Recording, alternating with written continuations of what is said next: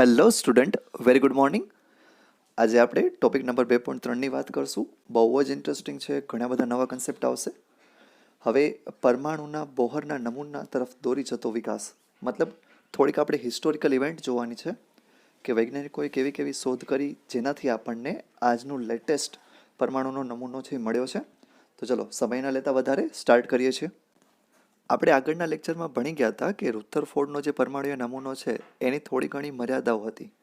એમાંથી જો આપણે કેટલીક મર્યાદાઓની વાત કરીએ તો મર્યાદાઓ છે એમાં સૌથી પહેલી વાત, પરમાણુની સ્થાયીતા સમજાવી નહોતો શક્યો. બીજું, પરમાણુય વણપટ સમજાવી નહોતો શક્યો. અને ત્રીજી મર્યાદા કે પરમાણુમાં ઇલેક્ટ્રોનની ગોઠવણી અને ઉર્જા કેવી રીતે હોય છે સમજાવી નહોતો શક્યો. અહીંયા જો તમને દેખાય છે એ તમારી પાસે એટોમિક સ્પેક્ટ્રમ મતલબ પરમાણુય વણપટની વાત છે. આ વણપટમાં પટ્ટા કેવી રીતે મળે છે એની માહિતી નથી મળતી. અને ઇલેક્ટ્રોન જે ગોઠવાય છે એ કેવી રીતે ગોઠવાય છે એની ખબર નથી પડતી. અને ઇલેક્ટ્રોન જો ફરતો હોય તો એ ઉર્જા ઉત્સર્જિત કરતો કરતો કેન્દ્ર તરફ આકર્ષણ પામશે અને કેન્દ્ર પાસે આવી અને આ કેન્દ્રમાં જોડાઈ જઈ અને સીધો બ્લાસ્ટ થવો જોઈએ. આ બ્લાસ્ટ થતો નથી, એ પણ સમજાવી શકાતું નથી. હવે જો પરમાણુની કેન્દ્ર તરફ ગતિ સતત પ્રકારની હોય તો આપણને જે સ્પેક્ટ્રમ મળે છે કે વણપટ મળે છે એ પણ સતત હોવો જોઈએ, કન્ટિન્યુઅસ હોવો જોઈએ. પણ એવું નથી. આપણને જે વણપટ મળશે એ અસતત હશે. મતલબ ક્યાંક ક્યાંક તમને કલરની લાઈનો દેખાય છે, બાકી એકદમ કાળો ભાગ છે. આ આપણે સમજાવી નતા શકતા. તો આ તો થઈ ગઈ વાત આપણે બીજા મર્યાદાની કે વણપટ સમજાવી ન શક્યા. હવે ત્રીજો અને સૌથી છેલ્લો મર્યાદા શું છે કે ઇલેક્ટ્રોન કેવી રીતે ગોઠવાયેલા છે કક્ષામાં, કક્ષકમાં, એની પણ રુથરફોર્ડે કાંઈ જ વાત કરી નથી. આની ઉર્જા શું હશે, ગોઠવણી કયા પ્રકારની હશે, એવી કોઈ માહિતી નથી આપી. આવી બધી મર્યાદાઓએ ઘણા બધા વૈજ્ઞાનિકોને પ્રેરણા પૂરી પાડી કે એ લોકો પણ અભ્યાસ કરે. મેઇનલી અભ્યાસ કેનો કરવાનો તો વિદ્યુત ચુંબકીય વિકિરણના સ્વભાવનો અને એમની પદાર્થ સાથે પ્રક્રિયા કેવી થાય છે આ બંને વાત કરવાની હતી. રુથરફોર્ડના નમૂનાથી પણ એડવાન્સ નમૂનો કહીએ કે સારો નમૂનો કહીએ તો એ બોહરનો નમૂનો હતો, જેની અંદર આપણને ઉર્જાની અને ઇલેક્ટ્રોનની ગોઠવણીની પણ માહિતી મળે છે. બોહરના નમૂના દ્વારા આપણને પરમાણુની સ્થાયીતા વિશે માહિતી મળે છે અને સાથે સાથે હાઇડ્રોજનનો જે અસતત વણપટ છે એ વણપટના કલરો વિશે પણ આપણને માહિતી મળે છે. બોહરનો નમૂનો જો સારી રીતે સમજવો હોય તો સૌથી પહેલાં આપણે વિદ્યુત ચુંબકીય વિકિરણનો સ્વભાવ સમજવો પડે. વિદ્યુત ચુંબકીય વિકિરણ એટલે શું? પ્રકાશ. બોહરના નમૂનામાં એક મુખ્ય મુદ્દા તરીકે આપણે જો વાત કરીએ તો એ હકીકતમાં ઉર્જાનું ક્વોન્ટીકૃત થવું હતું. મતલબ ક્વોન્ટીકૃત ઉર્જા હતી, જે આપણે આ વિડીયોના પાછળના ભાગમાં ભણશું. હવે જો આપણે ઉર્જાના સંદર્ભમાં વાત કરીએ તો શૂન્યાવકાશમાંથી ઉર્જા છે એ પૃથ્વી સુધી વિદ્યુત ચુંબકીય વિકિરણ દ્વારા આવે છે. અને આ વિદ્યુત ચુંબકીય વિકિરણને સારી રીતે સમજવા માટે આપણે તરંગ તરીકે સ્વીકારવા પડે, જેમાં ચુંબકીય અને વિદ્યુતીય ક્ષેત્ર રહેલું હોય છે. આ જે વિદ્યુત ચુંબકીય વિકિરણ છે તરંગ સ્વરૂપે છે, એની આપણને સૌપ્રથમ માહિતી છે જેમ્સ મેક્સવેલ દ્વારા 1870માં આપવામાં આવી. તો ચલો હવે જોઈએ કે તરંગોનો સામાન્ય સ્વભાવ કેવો હોય છે. જ્યારે કોઈ પણ પદાર્થ છે એ સતત રીતે ધ્રુજતો હોય ત્યારે તે તરંગો ઉત્પન્ન કરે છે. તમને પાણીના અને અવાજના તરંગો અહીંયા દેખાડ્યા છે. જ્યારે આપણે પ્રકાશની વાત કરીએ તો કોઈ પણ વીજભારિત કણ જેવા કે ઇલેક્ટ્રોન, એની અંદર જ્યારે તમને અવલોકિત ગતિ થતી હોય, આંદોલિત ગતિ થતી જોવા મળતી હોય, ધ્રુજારી થતી હોય, ત્યારે વિદ્યુતીય અને ચુંબકીય ક્ષેત્ર ઉત્પન્ન થાય છે, જે અહીં આગળ E અને B થી દર્શાવ્યા છે. વિદ્યુતીય કણના આંદોલિત ગતિ અથવા તો પરિવર્તીય ગતિના કારણે જે ક્ષેત્ર ઉત્પન્ન થાય છે એને આપણે વિદ્યુતીય ક્ષેત્ર કહેશું. અને આવા વિકિરણને વિદ્યુત ચુંબકીય વિકિરણ કહેશું. આવું જેમ્સ મેક્સવેલે કીધું હતું. તો આજની તારીખમાં વિદ્યુત ચુંબકીય વિકિરણો કોને કહેશું આપણે? જેની અંદર વિદ્યુતીય ક્ષેત્ર પણ હોય અને ચુંબકીય ક્ષેત્ર પણ હોય, અને આ બંને ક્ષેત્ર એકબીજાથી લંબ સ્વરૂપે રહી અને પ્રસરતા હોય. જો અહીંયા તમને એક બીજો ડાયાગ્રામ દેખાડું છું. અહીંયા આગળ જે લાલ લાઈન છે એ તમારી પાસે વિદ્યુતીય ક્ષેત્રની છે અને બ્લુ લાઈન છે એ ચુંબકીય ક્ષેત્રની છે. આ બંને એકબીજાને લંબ છે. હવે તરંગની લાક્ષણિકતાઓ સમજવા માટે આપણે તરંગના ગુણધર્મો સમજવા પડે, જેમ કે એની તરંગ લંબાઈ શું છે ખબર હોવી જોઈએ, આવૃત્તિ કોને કહેવાય, અને તરંગ સંખ્યાથી તમને શું માહિતી મળે છે, આ દરેક વાત આપણને ખબર હોવી જોઈએ. તો ચલો એને જ એક પછી એક ભણીએ છીએ. સૌથી પહેલાં વાત કરીએ તરંગ લંબાઈની. તો એક તરંગની લંબાઈને કહેવાશે તરંગ લંબાઈ. મતલબ જે ઉપરનો ભાગ છે એને સાંકળી લ્યો અથવા તો નીચેના ભાગ લઈ લ્યો, બે ઉપરના કે બે નીચેના ટેકરા કે ખાડાના ભાગને લઈ લેશો તો એ તમારી પાસે તરંગ લંબાઈ બનશે, જેને લેમડા વડે આપણે દર્શાવશું. લેમડા છે એ સેન્ટીમીટર, મીટર કે એંગસ્ટ્રોમમાં માપવામાં આવશે. નીચે તમને સંબંધ આપ્યો છે એંગસ્ટ્રોમ, મીટર અને સેન્ટીમીટરનો. તરંગની બીજી જે લાક્ષણિકતા છે એનું નામ છે આવૃત્તિ. આવૃત્તિ જો તમારે સમજવી હોય તો તમારે સમયને ધ્યાનમાં રાખવો પડશે. મતલબ આપણે એક પોઈન્ટ છે એમાંથી એકમ સમયમાં કેટલા તરંગો પસાર થાય છે. સારી રીતે કહેવું હોય તો 1 સેકન્ડમાં કેટલા તરંગો પસાર થાય છે એનો એકમ છે એ હર્ટ્ઝ અથવા તો સેકન્ડ ઇન્વર્સ છે. હવે તરંગના વેગની વ્યાખ્યા કરીએ તો એ 1 સેકન્ડમાં કેટલું અંતર કાપે છે એને એની તરંગ સ્પીડ અથવા તો ઝડપ કહેશું આપણે, જેને c વડે દર્શાવવામાં આવશે, જેનો એકમ સેન્ટીમીટર પર સેકન્ડ જેટલો લઈએ છીએ આપણે. ચલો હવે જોઈએ કે તરંગ લંબાઈ, આવૃત્તિ અને તરંગની ગતિ વચ્ચે સંબંધ શું છે. આના માટે તમને પહેલાંની બંને વ્યાખ્યા યાદ હોવી જોઈએ. જેમ કે આપણે આવૃત્તિની વાત કરી હતી કે તમારી પાસે એકમ સમયમાં કેટલા તરંગો પસાર થાય છે. અહીંયા જો તમને 1 થી 10 દેખાડ્યા છે તો આની ફ્રીક્વન્સી 10 વેવ્સ પર સેકન્ડ જેટલી થઈ ગઈ. તો અહીંયા સંબંધ આવશે વેલોસિટી બરાબર ફ્રીક્વન્સી ગુણ્યા વેવલેન્થ, મતલબ c બરાબર ન્યૂ ઇન્ટુ લેમડા. હવે જે આ પ્રકાશના તરંગો છે એ શૂન્યાવકાશમાંથી પ્રકાશની ઝડપે ગતિ કરતા હોય છે. હવે તરંગની જે છેલ્લી લાક્ષણિકતા છે એને કહેવામાં આવે છે તરંગ સંખ્યા. એની વાત કરી લઈએ જરાક આપણે. હકીકતમાં આ એકમ લંબાઈમાં કેટલી તરંગ લંબાઈ રહેલી છે એનું માપ છે અને આને દર્શાવવા માટેનો જે સંજ્ઞા છે એ ન્યૂ બાર આવશે. હવે ન્યૂ બારને આપણે તરંગ લંબાઈ સાથે સરખાવીએ તો 1/છેદમાં તરંગ લંબાઈ બરાબર ન્યૂ બાર થશે અને એકમ આનો સેન્ટીમીટર ઇન્વર્સ છે એ આવશે. તમારે કાંઈ નથી કરવાનું, તરંગ લંબાઈનો વ્યસ્ત લઈ લો એટલે તમને તરંગ સંખ્યા છે એ આરામથી મળી જશે. હવે તરંગ લંબાઈ અને તરંગ લાક્ષણિકતાને આધારે થોડાક દાખલા જોઈએ એટલે તમને ખ્યાલ આવશે કે આ શું કહેવા માંગે છે. સૌથી પહેલો દાખલો, જાંબલી કલરના પ્રકાશ માટે તરંગ સંખ્યા અને આવૃત્તિ ગણો. જાંબલી રંગ માટે આપણને તરંગ લંબાઈ આપી છે 4000 એંગસ્ટ્રોમ જેટલી છે. હવે જોઈએ કે સૌથી પહેલાં આપણને આપ્યું છે શું, તરંગ લંબાઈ આપી છે. મતલબ સૌથી પહેલું સ્ટેપ આપણી પાસે થશે તરંગ સંખ્યા ગોતવાનું. વેવ નંબર એટલે તરંગ સંખ્યા. લેમડાનો વ્યસ્ત કરી નાખશો તરંગ લંબાઈનો વ્યસ્ત તો તમને તરંગ સંખ્યા મળી જશે. લેમડા આપ્યું છે 4000 એંગસ્ટ્રોમ. હવે આનો હું વ્યસ્ત લઈશ તો 1/4000 એંગસ્ટ્રોમ થશે. એને આપણે મીટરમાં ફેરવવું હોય તો એંગસ્ટ્રોમ બરાબર થશે 10⁻⁷. આ પહેલા ચેપ્ટરમાં તમે શીખી ગયા છો. હવે સ્ટેપ 2માં શું કરવાનું છે, આપણે આનો વ્યસ્ત કરી નાખશું. ન્યૂ બાર ગોતવા માટે લેમડાનો વ્યસ્ત કરશું તો 1/4 × 10⁻⁷ કરશો. ગણતરી કરવાથી 2.5 × 10⁶ મીટર ઇન્વર્સ તમને જવાબ સ્વરૂપે મળી જશે. આટલા તરંગો આવેલા હશે એકમ લંબાઈમાં, અથવા તો સેન્ટીમીટરમાં લખવું હોય તો 2.5 × 10⁴ સેન્ટીમીટર ઇન્વર્સ આવી જશે. હવે આપણને બીજી વસ્તુ શું કીધી છે ગણવા માટે, તમે વાંચો પ્રશ્ન. આપણને આવૃત્તિ પણ પૂછેલી છે. તો આવૃત્તિ માટે ગણીએ, જો સ્ટેપ 1 કરીએ. આવૃત્તિનું સૂત્ર આપણને ખબર હોવું જોઈએ, ન્યૂ બરાબર c/લેમડા. આવૃત્તિ બરાબર c/લેમડા આવશે. c અને લેમડાની વેલ્યુ લઈ અને ત્યાં આપણે મૂકી દઈએ તો આવૃત્તિમાં લેમડા બરાબર 4 × 10⁻⁷ મૂકી દો નીચે, અને c નું મૂલ્ય તો આપણને આપેલું જ છે.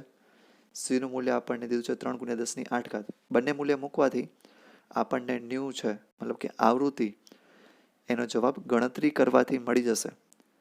ન્યૂની ગણતરી કરી નાખો, 3/4 કરશો તમારી પાસે 7.5 આવી જશે ગુણ્યા 10⁻14. હકીકતમાં 0.75 આવશે પણ તમે ગણતરી કરશો એટલે થઈ જશે. હવે જોઈએ કે વિદ્યુત ચુંબકીય વિકિરણના ગુણધર્મો કેવા છે, એનો આપણે ઉપયોગ કેવી રીતે કરશું ને આ બધી વાત જોશું. વિદ્યુત ચુંબકીય વિકિરણની વાત કરીએ તો એ હકીકતમાં એક ઉર્જાનું સ્વરૂપ છે.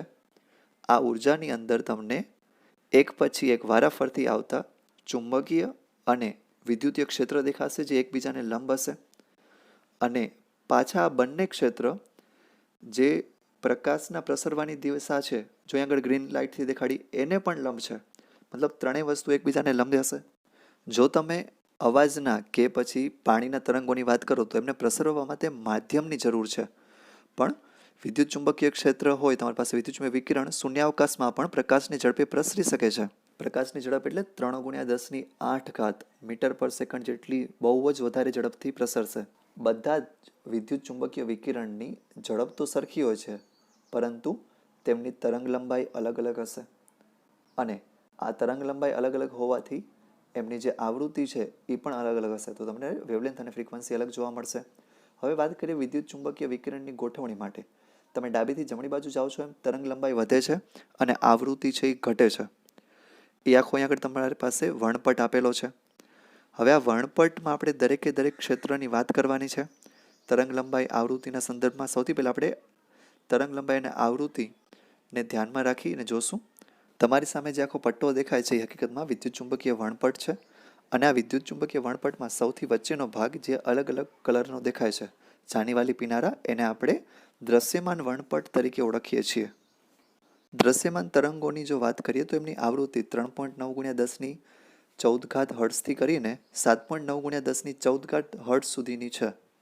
હવે જાંબલી ઉપરના જે કલર આવશે એને કહેવાશે પારજાંબલી તરંગો. પારજાંબલી તરંગોની જો ડિટેલમાં વાત કરીએ તો એમની જે આવૃત્તિ છે 7.9થી કરીને 3.4 × 10⁻16 હર્ટ્ઝ સુધી છે. જોજો 14થી ચાલુ થયું, 16 સુધી પહોંચ્યું છે. તો આ ફ્રીક્વન્સીની રેન્જ યાદ રાખીએ તો બહુ સારું. લાલથી નીચેના જે કરણો છે એને પારરક્ત કરણો કહેવાશે. પારરક્ત તરંગો છે એની આવૃત્તિ 3 × 10⁻11 હર્ટ્ઝથી કરીને 3.9 × 10⁻14 હર્ટ્ઝ સુધીની થશે. હવે આ જે પારજાંબલી અને પારરક્ત તરંગો છે એ આપણે નરી આંખે જોઈ શકતા નથી. બીજા થોડાક મહત્ત્વના તરંગોની વાત કરીએ તો એ આપણી પાસે રેડિયો વેવ આવશે, જેમની તરંગ લંબાઈ અથવા તો ફ્રીક્વન્સીની વાત કરો તો 10⁹ કરતાં ઓછી આવૃત્તિ હશે. અને એક આવે છે માઇક્રોવેવ, જે 10⁹થી કરીને 3 × 10⁻11 હર્ટ્ઝ સુધીમાં આવૃત્તિ ધરાવે છે. હવે આ વિદ્યુત ચુંબકીય વિકિરણમાં જે સૌથી છેલ્લે તમને દેખાય છે લોંગ રેડિયો વેવ્સ, એ આપણે હકીકતમાં આવૃત્તિ 10⁶ જેટલી ધરાવશે અને રેડિયો ટ્રાન્સમિશન માટે વાપરીએ છીએ. જે ઘરમાં તમારી પાસે સિગ્નલ આવે છે રેડિયોમાં પહેલાં આવતા હતા એ પણ આ જ કક્ષાના ફ્રીક્વન્સી હોય. એનથી વધારે હોય એ સેટેલાઇટ અથવા તો રડાર માટે યુઝ થશે. બીજા બે મહત્ત્વના જે તરંગ ક્ષેત્રો છે એ આપણી પાસે એક્સરે છે, અને એક્સરેની જસ્ટ ડાબી બાજુ તમે જુઓ છો કે ગામા રેઝ છે. વિદ્યુત ચુંબકીય વિકિરણનો જે તરંગ સ્વભાવ છે એ આપણને વ્યતિકરણ અને વિવર્તન જેવી જે ઘટનાઓ છે એને ખૂબ સરળતાથી સમજાવી શકે છે. વ્યતિકરણ અને વિવર્તન આપણે સમજાવી દઈએ છીએ તરંગ સ્વભાવ સમજાવો તો, પણ અમુક ગુણધર્મો કે પ્રયોગો સમજાવી નથી શકાતા, જેમાં એક બ્લેક બોડી રેડિયેશન મતલબ કાળા પદાર્થનું વિકિરણ ઉત્સર્જન, બીજું ફોટો ઇલેક્ટ્રિક અસર નથી સમજાવી શકાતા, અને છેલ્લે પરમાણુના જે સ્પેક્ટ્રા છે એ સમજાવવામાં તરંગ સ્વભાવ છે એ નિષ્ફળ રહે છે. આ ગુણધર્મો તો જ સમજાવી શકાય કે જો તમે તરંગને ફોટોન જેવા કણોથી બનેલો સ્વીકારો છો તો, મતલબ પ્રકાશને આપણે કણ સ્વરૂપનો બનેલો સ્વીકારીએ છીએ. ચલો હવે જે આગળ 3 પ્રયોગો જોઈ ગયા એ દરેકની એક પછી એક ડિટેલમાં વાત કરીએ, જ્યાં આપણે પ્રકાશને કણ સ્વરૂપે સ્વીકારશું. સૌથી પહેલાં કાળા પદાર્થનું વિકિરણ સમજીએ છીએ, જે આપણને મેક્સ પ્લાન્ક દ્વારા સમજાવવામાં આવ્યું હતું. તો સૌથી પહેલાં કણ સ્વભાવ દ્વારા આપણે જે પ્રયોગ સમજાવશું એના જે વૈજ્ઞાનિક છે એ મેક્સ પ્લાન્ક છે. એમણે વાત કરી હતી કાળા પદાર્થના વિકિરણની. સામાન્ય રીતે જ્યારે પણ કોઈ પણ પ્રકાશ કોઈ પદાર્થ પર પડે છે એમાંથી થોડોક ભાગ છે એ પરાવર્તિત થઈ જશે, થોડોક ભાગ છે એ શોષાઈ જશે, અને થોડોક ભાગ છે એ એનામાંથી પસાર થશે. ઉદાહરણ તરીકે જોઈએ તો તમે માની લો કે એક લોખંડનો ટુકડો લ્યો છો અને એને ગરમ કરો છો. જેવું ગરમ કરશો શરૂઆતમાં તમને કલર છે એ લાલ થતો જોવા મળશે. હજી વધારે ગરમ કરશો એ પીળા કલરમાં ફેરવાશે. હજી ગરમ કરતાં સફેદમાં ફેરવાશે. સફેદમાં ફેરવાય છે. આનો મતલબ શું છે કે જેમ જેમ તમે ગરમ કરતા જશો એમ એમ અલગ અલગ કલર આવે છે. અને હકીકતમાં આ આવૃત્તિના ચડતા ક્રમમાં છે, કેમ કે લાલ કલર હશે એની નીચી આવૃત્તિ છે જે પહેલાં જોવા મળ્યું, અને છેલ્લે વાદળી કલર જોવા મળશે જેની ઊંચી આવૃત્તિ છે. હવે વાત કરીએ સૌથી પહેલાં કાળા પદાર્થની, જેને બ્લેક બોડી કહેવાય છે. કાળો પદાર્થ એટલે શું છે? કલરમાં કાળો નહીં, સમજજો. એવો પદાર્થ કે જે ઉર્જાનું સંપૂર્ણ શોષણ અને સંપૂર્ણ ઉત્સર્જન કરે, મતલબ જેટલી ઉર્જા સ્વીકારશે એટલી જ બહાર ફેંકી દેશે. તમારી પાસે એક ધાતુનો ગોળો હોય જેમાં એક નાનું અમથું છિદ્ર હોય. આવો જે પદાર્થ છે એને તમે કાળા પદાર્થ તરીકે સ્વીકારી લો, જે સંપૂર્ણ ઉત્સર્જન અને શોષણ બંને કરે છે. જ્યારે આમાં પ્રકાશનું કિરણ દાખલ થશે તો એ કિરણ છે એ અંદર ને અંદર ફેરવાયા કરશે, મતલબ જેટલો પ્રકાશ આપો છો એને એ શોષી લેશે. આવા પદાર્થને આપણે કાળો પદાર્થ કીધો છે. હવે જ્યારે તમે આને આપવાનું બંધ કરો છો પ્રકાશ, ત્યારે એ સંપૂર્ણ પ્રકાશને ઉત્સર્જિત કરે છે, હોય એટલો બધો બહાર જવા દેશે. કાળા પદાર્થ માટે તમે એમ કહી શકો કે એવો પદાર્થ છે જે કોઈ આપેલા તાપમાને સૌથી વધારે ઉર્જાનું ઉત્સર્જન કરશે. તમે જોઈ શકો છો કે જેટલું દાખલ થઈ ઉર્જા એટલી જ ઉર્જા બહાર પણ નીકળી જાય છે. હવે તમારી સામે એક ગ્રાફ આપ્યો છે જેમાં એક્સ અક્ષ ઉપર ઇન્ટેન્સિટી એટલે કે તીવ્રતા છે અને વાય અક્ષ ઉપર વેવલેન્થ મતલબ કે તરંગ લંબાઈ છે. ગ્રાફ શું દેખાડે છે? જેમ જેમ તમારી પાસે તીવ્રતા વધે છે તેમ તેમ તરંગ લંબાઈ છે એ ઘટે છે. જો તીવ્રતા વધશે તરંગ લંબાઈ ઘટશે અને મેક્સિમમ વેલ્યુ પછી આવીને ઘટવા પણ માંડે છે. મતલબ પહાડ જેવો તમને આકાર દેખાય છે. અહીંયા T2 તાપમાન કે જે વધારે હશે ત્યારે તીવ્રતા પણ વધારે છે અને T1 તાપમાન જ્યારે ઓછું છે ત્યારે તીવ્રતા પણ એની ઓછી છે. મતલબ ખબર શું પડી?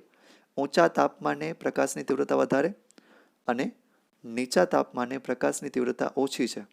T1 તાપમાન ઓછું છે તો એની જો તીવ્રતા પણ ત્યાં ઓછી આપી છે. હવે આ જે ગ્રાફ છે, આલેખ છે, તમારે સમજાવવો હોય તો એ પ્રકાશના તરંગ સ્વભાવથી સમજાવી શકાતો નહોતો. તમે જો પ્રકાશનો તરંગ સ્વભાવ સ્વીકારો છો તો તમને આલેખ સમજાવી આ વાત 1901ના વર્ષમાં પ્લાન્ક સમજાવે છે કે કાળા પદાર્થમાં વિકિરણનો ગુણધર્મ કેવી રીતે જોશો તો તમને પ્લાન્કે પોતાના સિદ્ધાંતમાં થોડીક અભિધારણાઓ આપી એની વાત કરીએ. એ શું કહે છે કે વિકિરણમાં ઉર્જાનું ઉત્સર્જન કે શોષણ હંમેશા અસતત અથવા તો નાના પેકેટના સ્વરૂપમાં થશે. તે ક્યારેય સતત સ્વરૂપે નહીં હોય. મતલબ નીચેનો ગ્રાફ દેખાડ્યો એ ખોટો છે, ઉપર દેખાડ્યું સાચું છે. નાના નાના ટુકડામાં છે એ પ્રકાશનું વહન થાય છે. હવે આ પ્લાન્ક વૈજ્ઞાનિક છે એ નાના નાના જે પેકેટ છે ઉર્જાના એમને ક્વોન્ટા તરીકે ઓળખાવે છે કે નાના નાના ટુકડા છે ઉર્જાના એને શું કહેશું? ક્વોન્ટા એટલે હકીકતમાં ઉર્જાનો શોષાતો કે ઉત્સર્જન પામતો નાનામાં નાનો ભાગ છે. નાનામાં નાનું મૂલ્ય છે જેને આપણે ઉર્જા તરીકે દર્શાવવું હોય તો ક્વોન્ટા કહેશું. કહેવાનો મતલબ શું છે ભાઈ? કે જ્યારે કોઈ ઇલેક્ટ્રોન ઉર્જા મેળવે છે તો એ નાના નાના પેકેટના સ્વરૂપમાં કે ઓછી ઓછી ઉર્જા મેળવશે. અસતત રીતે ઉર્જા મેળવશે. તે સતત રીતે કે બહુ મોટી ઉર્જા મેળવશે નહીં. એવું નહીં થાય કે સતત એને ઇલેક્ટ્રોનને ઉર્જા મળતી જ રહે. એ નાના નાના પેકેટમાં ઉર્જા સ્વીકારશે. હવે વાત કરીએ આપણે બીજી અભિધારણાની તો ક્વોન્ટમ ઉર્જા સાથે સંકળાયેલી ઉર્જા વિકિરણની આવૃત્તિના સમપ્રમાણમાં હોય છે.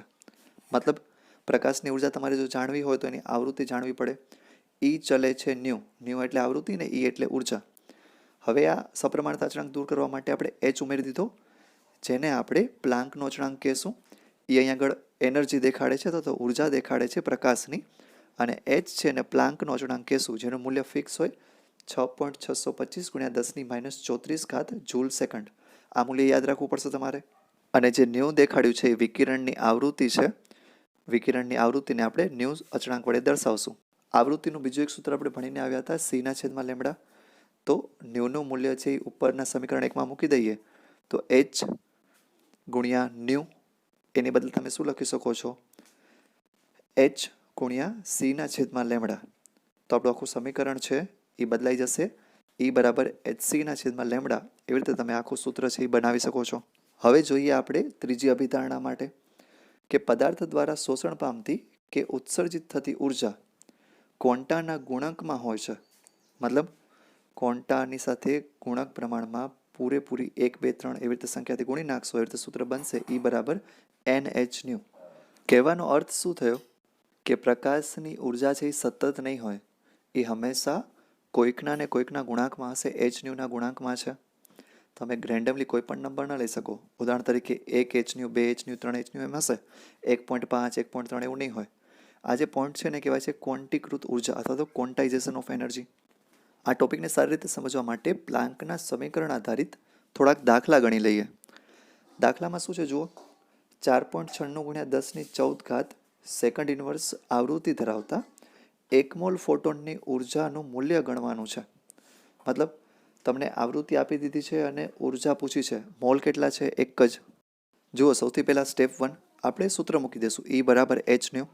ફોટોનની કે પ્રકાશની ઉર્જા ગણવી હોય તો E બરાબર hν વાળું સૂત્ર આવશે. E ઉર્જા અને hν છે એ આપણી પાસે પ્લાન્ક અચળાંક અને આવૃત્તિ છે. હવે આપણને મૂલ્ય ખબર છે. hનું હોય 6.626 × 10⁻34 જૂલ સેકન્ડ જેટલું અને ન્યૂ મતલબ કે આવૃત્તિ. હવે આવૃત્તિની વાત કરું તો તમને પ્રશ્નમાં જ આપી દીધું છે 4.96 × 10⁻14 સેકન્ડ ઇન્વર્સ. હવે આ બંને મૂલ્ય છે આપણે ઉર્જામાં માટે મૂકી દઈશું અને બંનેનો ગુણાકાર કરશું, થોડીક ગણતરી કરશું તો ઉર્જા આપણને મળી જશે 3.2 × 10⁻19 જૂલ જેટલી. એકમ ભૂલતા નહીં, જૂલમાં એકમ છે તે. હવે 1 મોલ આપ્યા છે એટલે એનની સંખ્યા મૂકવી પડશે. E બરાબર N × H × ν. 1 મોલ એટલે કેટલા થાય? સંખ્યાની વાત કરો તો 6.023 ગુણ્યા 10^23. ઉર્જા માટે તમારે એનનું મૂલ્ય મૂકવું પડશે. 1 મોલમાં સંખ્યા કેટલી હોય? 6.022 અથવા તો 23 ગુણ્યા 10^23. આ મૂલ્ય ફિક્સ છે, પહેલા ચેપ્ટરમાં આપણે જોયું હતું. આ મૂલ્ય અને આગળથી આપણે જે શીખ્યા હતા એ બંનેના મૂલ્ય મૂકી દેશો, તમારી પાસે જવાબ આવી જશે. 1 મોલ ફોટોનની ઉર્જા બરાબર 19.7 ગુણ્યા 10^4 પ્રતિ મોલ અથવા તો 197.88 કિલોજૂલ પ્રતિ મોલ જેટલું. Okay fine. તો આજના લેક્ચર માટે આટલું ઘણું છે. અહીંયા સુધી રાખીએ છીએ. બાકી બધું નેક્સ્ટ લેક્ચરમાં. That's all from my side. અને હા, કાંઈ પણ ન સમજાણું હોય વોટ્સઅપ કરી દેજો, કોલ કરીને પૂછી શકો છો. ઝીઝક ન રાખતા, થોડોક ટોપિક અઘરો હતો, જે કાંઈ ન સમજાય પૂછી લેજો. યસ, અને તમારે હોમવર્ક રોજની જેમ મોકલવાનું જ છે. હોમવર્ક જે તમને પાછળ આપ્યું છે એ પ્રશ્નો જોજો. ચોપડીમાંથી બધા મળી જશે તમને. થિયરીને પ્રશ્ન લખીને વોટ્સઅપ કરી દેજો.